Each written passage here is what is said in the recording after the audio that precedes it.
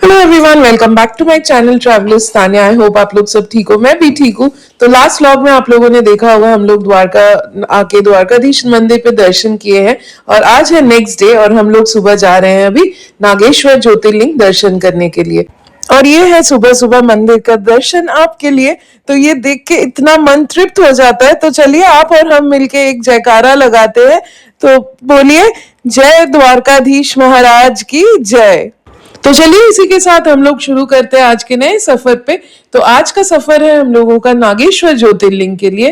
तो नागेश्वर ज्योतिर्लिंग माना जाता है कि 12 ज्योतिर्लिंग में से 8वें नंबर पे आती है ये ज्योतिर्लिंग। तो इस ज्योतिर्लिंग का क्या कहानी है मैं सब कुछ आप लोगों को इसी व्लॉग में शेयर करूंगी। तो साथ बने रहिए और हर हर महादेव बोल के ये जर्नी हम लोग शुरू करते हैं। तो आज हमने एक कैब बुक किया है जो हम लोगों को द्वारका से पिकअप करके पूरा साइट सीइंग, जिसमें आपका नागेश्वर ज्योतिर्लिंग, शिवराजपुर और जितने दर्शन जितने भी साइट सीइंग है सब कुछ करवा के वापस द्वारका ड्रॉप करने के लिए चार्जेस लिया था 3000। तो ये हम लोग आपसे बात करते करते पहुंच गए हैं नागेश्वर ज्योतिर्लिंग मंदिर के एरिया में। तो चलिए अंदर जाते हैं, फिर मैं आप लोगों को इस ज्योतिर्लिंग का पूरा कहानी बताती हूँ। आई होप आप लोगों को ये व्लॉग अच्छा लगेगा। तो चलिए मंदिर में पहले पहुंचते हैं, फिर आप लोगों को मैं सारा डिटेल्स शेयर करती हूँ। तो ये है सबसे पहले मंदिर का नजारा पूरा। पीछे यहाँ पे एक बड़ा सा शिव जी का भी मूर्ति है और ऐसे बाहर बहुत सारे दुकान है जहां से आप प्रसाद, फूल या जो भी लेके जाना चाहते हैं चढ़ावा के लिए वो ले सकते हैं। तो हमने भी अपना ले लिया था चढ़ावा और अब आ गए थे मंदिर के अंदर। तो यहाँ का ऐसा मान्यता है कि प्राचीन काल में एक राक्षसी थी जिसका नाम था दारुका और उसने अपने घोर तपस्या के कारण माता पार्वती से वरदान प्राप्त किया था। इस वरदान के बल उसने दारुका वन पर कब्जा कर लिया था और सभी संत, साधु और जितने शिव भक्त थे उनको परेशान करना शुरू कर दिया था। और उसी दौरान दारुका ने एक शिव भक्त सुप्रिया को भी अपहरण कर लिया था और उसको कारागार में बंद कर लिया था। तो कारागार में रहते हुए सुप्रिया ने भगवान शिव को स्मरण करना और उनकी उपासना करना नहीं छोड़ी थी। वो लगातार शिव जी से अपने रक्षा और राक्षसों के नाश की प्रार्थना करती रहती थी। तो सुप्रिया की इसी सच्ची भक्ति से प्रसन्न होकर भगवान शिव एक प्रकट हुए थे। उनके साथ एक सुंदर मंदिर और पशुपत अस्त्र भी प्रकट हुआ था और फिर भगवान शिव के दिए हुए इस अस्त्र से सुप्रिया ने राक्षस दारुका और उनके साथियों का संहार कर दिया। सुप्रिया ने उसी स्थान पर ज्योतिर्लिंग रूप में विराजमान होकर भक्तों की रक्षा करने का आग्रह किया और शिव जी ने ये प्रार्थना स्वीकार किया और वहीं ज्योतिर्लिंग के रूप में स्थापित हो गए और इसी तरह वे नागेश्वर कहलाए। और इसी के साथ आप लोग भी दर्शन करिए और साथ में बोलिए हर हर महादेव। और इसी के साथ हम लोगों की छठी ज्योतिर्लिंग दर्शन भी आज पूरे हुए। तो चलिए अभी मैं आप लोगों को मंदिर का दर्शन तो अंदर से करवा ही चुकी हूँ और ये बाहर शिव जी के एकदम सामने नंदी महाराज भी विराजमान है और मंदिर के अंदर ऐसे बहुत दुकानें हैं जहां से आप शिव जी के मूर्ति या जैसा आपको वहां से जो भी सामान लाना है आप ला सकते हैं। तो वहां दर्शन करके आ गए थे हम लोग बाहर, मंदिर के बाहर जो एक बहुत बड़ा एक मूर्ति है शिव जी के, उसके सामने। तो ये है मंदिर के नजारे और ये मंदिर के किनारे ये नदी इतना सुंदर और शांत लगती है, आप बैठ के घंटों बिता सकते हैं। लेकिन चलिए हम लोग अभी जाते हैं यहाँ पे और दर्शन करने हैं, बहुत घूम सफर पूरा करना है। तो यहाँ पे गोल लग के हम लोग आगे निकलते हैं अपने सफर पे। तो अभी हम लोग जो जा रहे हैं नेक्स्ट डेस्टिनेशन वो है द्वारका से ओखा की तरफ, बेट द्वारका के लिए। तो वहां की भी एक अपनी प्राचीन कहानी है, वो चलिए मैं आप लोगों के साथ शेयर करती हूँ। तब तक आप लोग भी रास्ते के नजारे एंजॉय करिए और कहानी में साथ बने रहिए।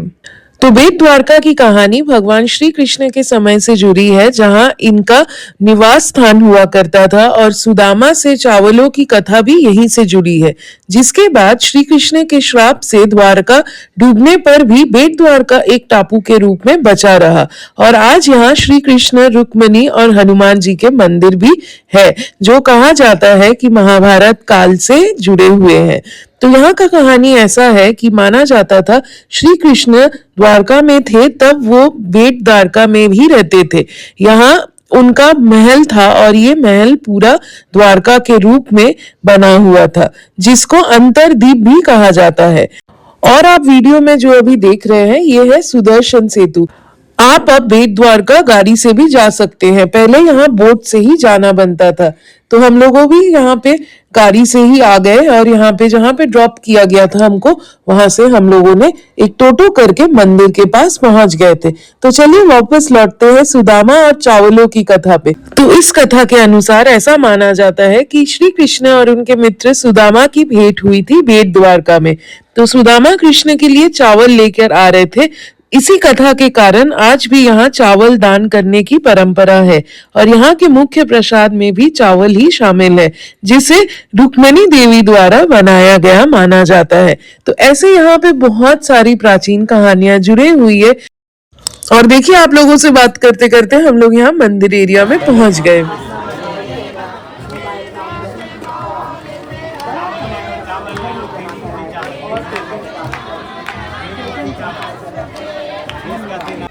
आई एम सॉरी, मैं आप लोगों को अंदर दर्शन नहीं करवा पाई क्योंकि यहाँ पे जो बाहर लॉकर एरियाज था वहाँ पे फोन रख के हम लोगों ने दर्शन कर लिया और बहुत सुंदर नज़ारे और दर्शन हम लोगों को यहाँ पे मिल गई। तो चलिए हम लोग अभी वापस जा रहे हैं द्वारका की तरफ। तो हम लोग अब नेक्स्ट रुकेंगे अपने नेक्स्ट डेस्टिनेशन जो है रुक्मिणी देवी मंदिर। तो ऐसा मान्यता है कि जब श्री कृष्ण और रुक्मिणी जी विवाह के बाद द्वारका लौट रहे थे, तब उन्होंने रास्ते में अपने गुरु ऋषि दुर्वासा और उनके शिष्य को भोजन के लिए आमंत्रित किया था। तो द्वारका पहुंचते पहुंचते रुक्मिणी को बहुत प्यास लग गई थी। उन्होंने श्री कृष्ण से पानी मांगा। कृष्ण जी ने तब रुक्मिणी की प्यास बुझाने के लिए अपने पैरों से गंगा नदी की भूमि से प्रकट किया और उन्होंने पानी पिला दिया। और क्योंकि कृष्ण और रुक्मिणी ने ऋषि दुर्वासा और उनके शिष्य से बिना पूछे ही पानी पी लिया था, इसीलिए दुर्वासा जी बहुत क्रोधित हुए और उन्होंने रुक्मिणी को श्राप दिया कि उन्हें कृष्ण से 12 साल अलग रहना होगा। इसी श्राप के कारण रुक्मिणी को द्वारका से 2 किलोमीटर दूर अलग एक स्थान पर रहना पड़ा और उनके मंदिर भी द्वारकाधीश मंदिर से अलग बताया गया था। इस घटना के बाद से द्वारका की भूमि का पानी खारा होने लगा क्योंकि ये भी श्राप का दूसरा भाग था। तो इसी मंदिर में आप जब आओगे, यहाँ पे आपको कुछ लोग इकट्ठे होने के बाद ये पंडित जी कहानी बताते हैं और फिर यहाँ पे आप पानी के तौर पे प्रसाद चढ़ा सकते हैं और साथ में यहाँ की पानी ग्रहण करना भी यही का प्रसाद है। तो यही है इस जगह की पौराणिक पूरी कहानी। आई होप आप लोगों को ये ब्लॉग अच्छा लग रहा है। अगर मैं कुछ भी इंफॉर्मेशन मिस कर रही हूँ तो कमेंट में जरूर आप लोग भी बताइएगा। तो चलिए, यही मंदिर का दर्शन आप लोगों को करवा पाई और अंदर इससे आगे तो फोन अलाउड नहीं था, तो इसीलिए मैं अंदर के दर्शन नहीं करवा पाई। तो इसके बाद हम लोग यहाँ से निकल गए थे अपने नेक्स्ट डेस्टिनेशन जो है शिवराजपुर बीच। और सच बोलूं तो मुझे एकदम नहीं पता था कि हम लोग ऐसे कोई इतने सुंदर बीच में जाने वाले हैं, इसीलिए हम लोगों का जो ड्रेसअप था वो एकदम ही बीच के लायक तो नहीं था। बट देन रियली ये बीच बहुत सुंदर है। यहाँ पे ऐसे बहुत एक्टिविटीज, वाटर स्पोर्ट्स सब कुछ है। तो चलिए बीच के तरफ हम लोग जाते हैं और यहाँ पे ऐसे स्मॉल काउंटर्स भी है जहाँ पे आप खाने के बहुत तरह का सामान, मैगी, फ्रूट्स वगैरह सारा कुछ मिलता है। तो आप यहाँ पे और एक चीज बहुत रिकमेंडेबल है कि अगर आप यहाँ आ रहे हो और गर्मी का टाइम है तो जरूर शाम को आइए, तो और ज्यादा आप यहाँ पे एंजॉय कर सकते हैं। तो हम लोग इस बार तो थोड़ा जल्दी आ गए थे, अभी टाइम हो रहा था ऑलमोस्ट दोपहर के 1 और धूप काफी तेज थी। आप मुझे देख के ही समझ सकते हो यहाँ की धूप और टेम्परेचर इस टाइम बहुत हाई था, तो इसीलिए हम लोग उतना देर यहाँ एंजॉय नहीं कर पाए, वाटर स्पोर्ट्स भी नहीं कर पाए बिकॉज ड्रेस भी एक्स्ट्रा नहीं था। बाकी यहाँ पे ड्रेस चेंज करने का भी जगह है। So it is a perfect blue beach, और इसको एक्चुअली ब्लू बीच भी, लाइक ब्लू फ्लैग बीच भी बोला जाता है because of its tidiness and cleanliness. तो आई होप आप लोगों को ये बीच देख के पता चल रहा है और यहाँ के जो स्पोर्ट्स हैं वो एंजॉय करने के लिए आपको यहाँ जरूर आना चाहिए। तो इसके बाद हम लोग थोड़ा सा यहाँ पे लंच के लिए मैगी ले लिए थे और थोड़ा देर शेड में बैठने के बाद फिर हम लोग होटल वापस आ गए और शाम को फिर निकले थे एक बहुत सुंदर वॉक के लिए। ये जो वॉक था, it was a really beautiful walk और वेस्ट के सनसेट का तो मैं क्या ही बताऊं, अलग ही एक ब्यूटी है। और यहाँ पे जो आप ये सीगल देख रहे हो, ये इस जगह की शोभा जैसे और बढ़ा रही थी। तो चलिए अभी चलते हैं थोड़ा सा और घाट के किनारे। तो ये जो आप इनलेट देख रहे हो ये बेसिकली समुंदर का पानी है जो हाई टाइड के टाइम यहाँ पे आ जाती है। तो इसी के उस पार जो सुदामा सेतु है वो क्रॉस करके हम लोग उस पार जा सकते हैं, लेकिन वो शाम को एक टाइम के बाद बंद हो जाता है। तो यहाँ पे ये जो बीच है ये कितना सुंदर और सनसेट इतना अच्छा, मैं क्या ही बताऊं। और बनारस के बाद यहीं पे मैं ये फर्स्ट टाइम सीगल्स देख रही हूँ, तो मुझे इतना ज्यादा सुंदर लग रहा है, मन कर रहा था कि इसी बीच में मैं बस बैठी रहूं। और ये अपने होटल से बस 2-3 मिनट का ही वॉक था, और यहाँ से वो पूरा लाइट हाउस और पूरा व्यू, और ये है समुद्र नारायण मंदिर। तो ये भी बहुत ही एक रिकमेंडेबल स्पॉट है। अगर आप द्वारका आ रहे हो तो इस बीच के लिए थोड़ा सा टाइम जरूर रखना, और सनसेट के टाइम तो जरूर रखना, like you will really enjoy it. और आप देख सकते हो ये अभी हाई टाइड है, तो यहाँ पे पानी अंदर की तरफ आ रहा था, वो देख के ही पता चल रहा होगा। यहाँ पे वेव्स आ रहे हैं और ये देखने में इतना सुंदर और इतना अच्छा लग रहा था, आई कैन नॉट एक्सप्लेन। मैं बार बार यही बोल रही हूँ, बट बहुत सुंदर था।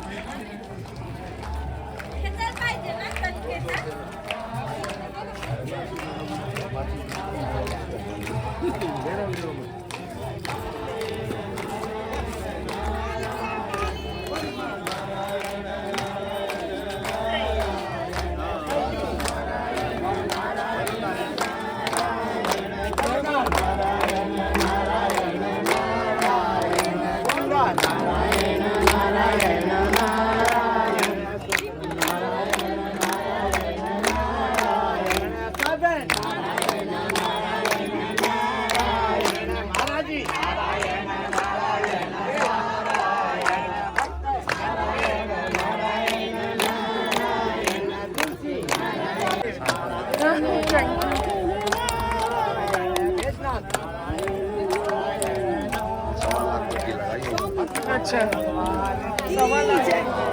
यहाँ तो कम लगी है द्वारकाधीश भगवान की। और यहाँ से ये आया ना, गंडक नदी है तो भोलेनाथ की निकली है वहाँ से नेपाल में। हाँ हाँ, वहाँ 1.25 करोड़ है।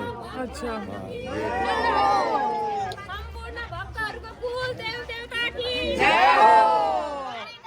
भक्तों को पितृों की जय हो। धर्म की जय हो। धर्म की जय हो। धर्म का नाश हो। धर्म का नाश हो।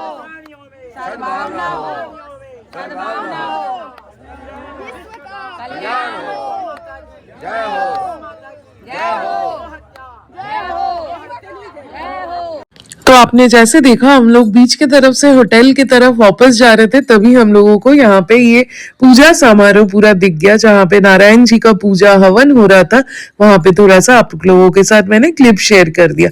और यहीं पे है यहाँ का मार्केट एरिया, जहाँ पे आपको सारा कुछ मिलेगा। आपको यहाँ से दुपट्टा, कपड़े, सब कुछ मिलता है, तो आप यहाँ से ये ले सकते हैं। और इसके बाद मैंने एक छोटा सा क्लिप शेयर किया है उसी दिन सुबह का होटल से निकलने के आगे। तो यहाँ पे ये ऊंट क्रॉस कर रहा था ये नदी, इतना सुंदर लग रहा था, मुझे ये देख के बहुत अच्छा लगा, इसीलिए मैंने ये एक क्लिप जल्दी से आप लोगों के लिए भी शूट करके रखा था, तो वो आप लोगों के साथ मैंने यहाँ पे शेयर कर दिया।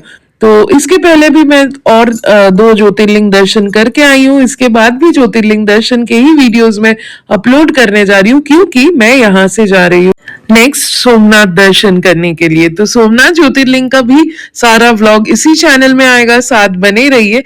तो हम लोग ये पूरा दिन अच्छे से यहाँ पे इतना अच्छा टूर करने के बाद हम लोग यहाँ पे होटल से निकल गए थे ऑटो में द्वारका स्टेशन के लिए, क्योंकि यहीं से हम लोगों का नेक्स्ट ट्रेन है टू वेरावल। तो वो सारा डिटेल्स वहां पे कैसे क्या दर्शन किए, वहां से फिर हम लोग आगे बहुत जर्नी व्लॉग है, तो साथ बने रहिएगा। आई होप आप लोगों को अच्छा लगेगा। और अगर आप मेरा चैनल आज फर्स्ट टाइम देख रहे हैं तो चैनल लाइक और सब्सक्राइब करना प्लीज मत भूलिएगा।